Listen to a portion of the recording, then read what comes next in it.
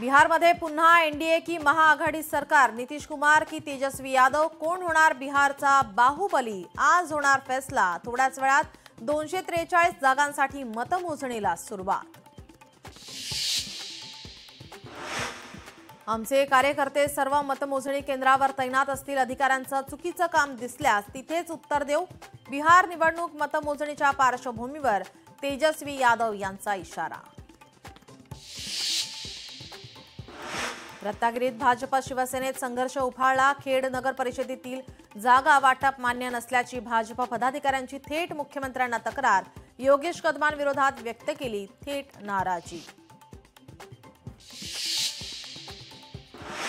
पुण्यातील नवले ब्रिज समोर 3 गाड्यांचा भीषण अपघात। अपघातात वाहनांना लागलेल्या आगीत 8 जणांचा मृत्यू तर 20 जण जखमी।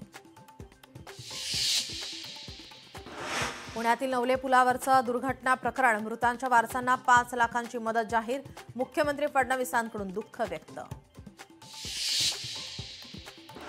ज्येष्ठ शिल्पकार राम सुतार यांना महाराष्ट्र भूषण 2024 पुरस्कार जाहीर। आज पुरस्कार होणार प्रदान। नोएडा येथील राहत्या घरी दिला जाणार पुरस्कार। दिव्यांगांना छळलं तर शिक्षा होणार। दिव्यांग कल्याण विभागाने जाहीर केला निर्णय। शोषणाविरोधात संपूर्ण राज्यभरात लागू होणार समान पद्धत। कर्नाटकात पुन्हा ऊस दराचं आंदोलन पेटलं। समीरवाडी साखर कारखान्यात ट्रॅक्टर्स पेटवले। 4 तालुक्यात जमावबंदी।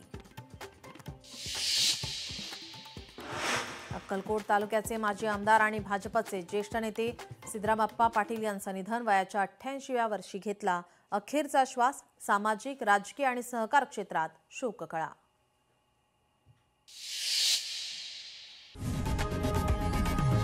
लोकशाही मराठी ऐका, पहा, जागरूक रहा।